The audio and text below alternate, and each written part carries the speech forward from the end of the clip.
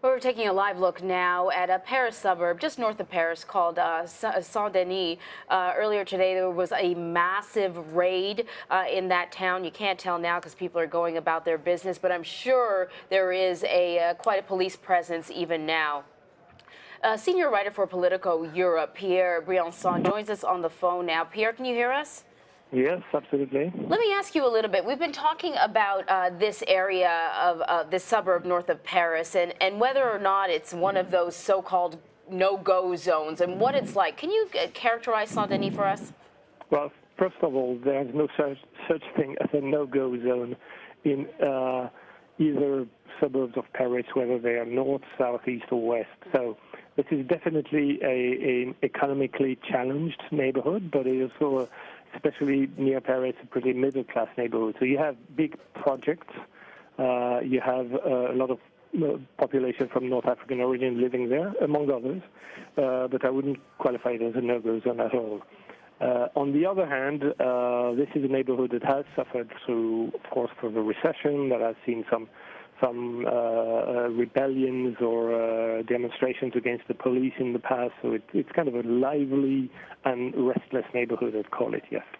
What is the unemployment rate like there, Pierre? Sorry? The unemployment rate.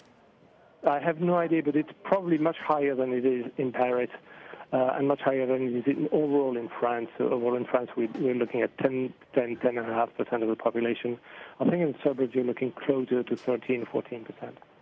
Pierre, I know you're in Paris, Pierre. I just was wondering if you had heard anything more regarding the details that officials gave about the number of arrests, also no word on identities. Are there any additional details coming from officials at this hour?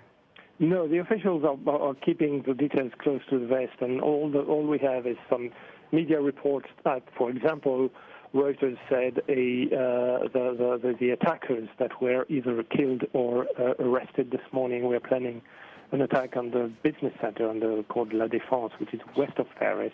It might have been a possibility, but the authorities haven't confirmed that. They haven't confirmed that the police assault was geared at arresting or more, if I may, the man who's presented as being the mastermind of the Friday the 13th attack, Abdelhamid Abu Daoud, who's a Belgian national who's thought to be either in Syria or Belgium, but might be in France as well. But so far, this hasn't been confirmed. All we have are the official numbers. You know, we've heard that this so-called mastermind had at least here and there been watched by authorities. They knew his name. They were familiar with some of his activities. I'm wondering how people feel in Paris, hearing that this is not a guy that was flying below the radar. In fact, authorities knew that he was trouble.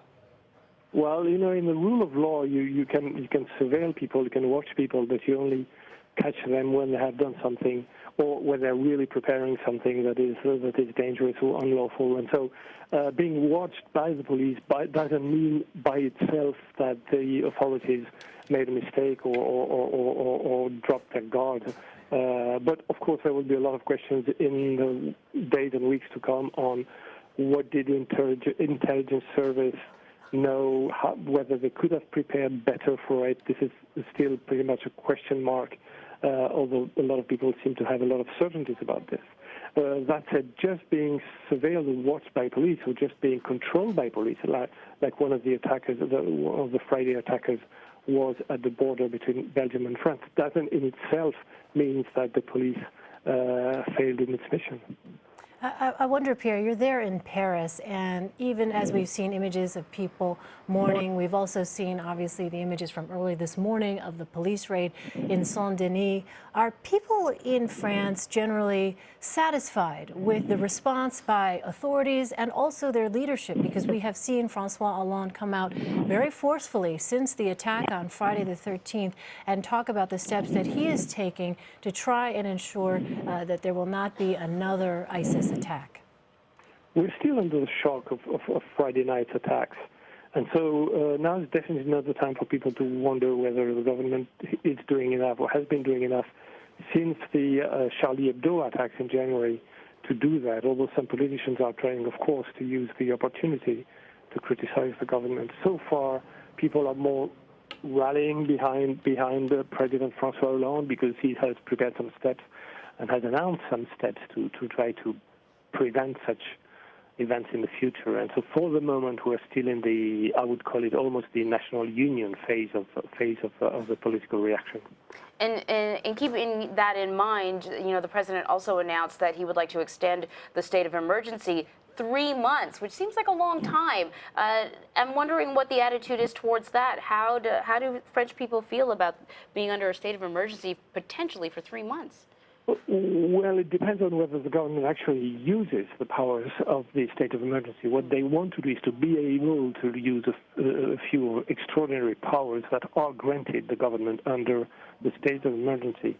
That said, the reason one of the reasons Hollande has requested a 3-month extension, which has to be approved by Parliament, is that in the meantime he wants to change the constitution and make things clearer in terms of what are the powers that the government can use. So he wants to clean up the constitution to make it clearer and to protect individual and civil liberties better in case of extraordinary circumstances. For the moment, it's still pretty fuzzy. And for example, the state of emergency is not in the constitution. It's a law dating back from 1955, which of course at the time you couldn't allow the police to seize computers, for example, of terrorists, if only because computers didn't exist. Pierre, what are the special powers? Under French law there, a state of emergency means what for police and what it is that they are able to do, as opposed to being in a regular sort of state, a non-state of emergency? It has mostly to do with more powers giving the police and administrative powers and investigative judges to search people's houses and to seize and to keep them even without any warrant. This has mostly to do with it. There is a clause, for example, that allows the government. Also, it allows the government to ban demonstrations in whichever region of the country they deem necessary, without control by Parliament, just by a government decree. It also gives keep in mind all this theoretically, government the power to censor the press and the media if they feel it's necessary. So all these are kind of, first of all, it's the first time it has been used in the last 50 years, and second, again, it's still pretty fuzzy, and so that's why Hollande wants to codify the whole thing. So searching, I just want to be sure I'm clear here. Under the state of emergency, police in France do not need a search warrant in order to enter a premises and search it. No, I didn't say that. They need a search warrant. They do use a search warrant. It's not called a search warrant, but they can do it day or night, which, in normal periods, you can't search people's houses at night. I see. So they can go and conduct searches at night, something that they would not normally be able to do. But there's also censorship of the press and media as well. Well, it's the possibility giving the government, in some cases, to do that, and mostly banning demonstrations and being able, also, I forgot to mention, being able to use the army to fight against terrorism. When's the last time a state of emergency was instituted like this? By a law that was passed in 1955. Okay. Pierre Briançon, thank you so much. My pleasure.